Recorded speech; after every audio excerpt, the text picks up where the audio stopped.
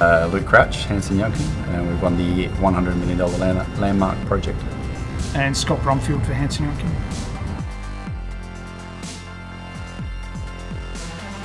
Listen, the amount of work and detail that's gone into this project, the changing of the Adelaide skyline is something that we are all very proud of, that we can look back for the rest of our lives.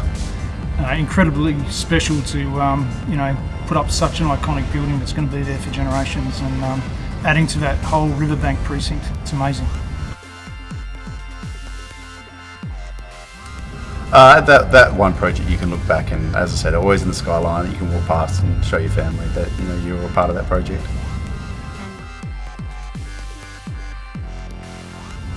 The level of detail and craftsmanship, at the moment, I see is unparalleled in Adelaide, and it's something we're very proud of.